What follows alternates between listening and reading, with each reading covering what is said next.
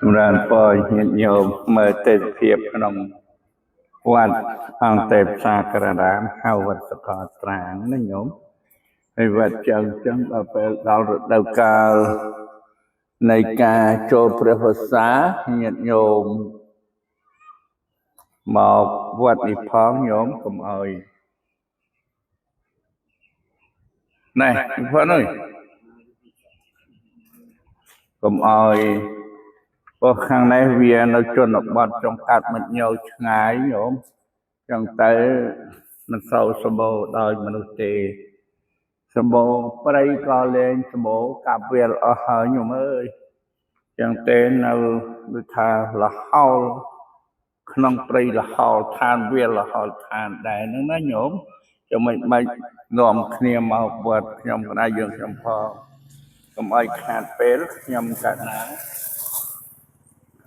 នឹងយកមេរៀនមកសម្ដែងបន្តចិត្តឬវិញ្ញាណកើតឡើងអាស្រ័យអាយតនៈខាងក្នុង6គឺភ្នែកត្រចៀកច្រមុះអណ្ដាតកាយនិងមโนប៉ះដង្កេចគ្នាផស្សៈនិងអាយតនៈខាងក្រៅ6គឺរូបសំឡេងក្លិនរសហត្ថពៈនិងធម្មអារម្មណ៍កាលណាប៉ះដង្កេចគ្នាទើបចក្ខុវិញ្ញាណ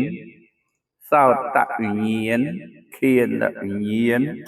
ជីវហាវិញ្ញាណកាយវិញ្ញាណនិងមโนវិញ្ញាណកើតឡើង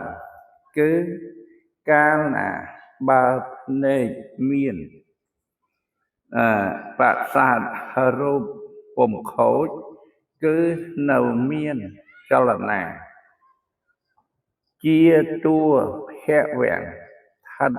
នៅក្នុងភ្នែកជាចក្ខុប្រសាទបានសេចក្តីថាភ្នែកនោះមិនវិកលវិការមិនខូចមិនងងឹតមិនខ្វាក់គឺនៅមានសមត្ថភាពអាចនឹងទទួលរូបបានអ្នកនោះលោកសន្មតថាជាតួភវៈ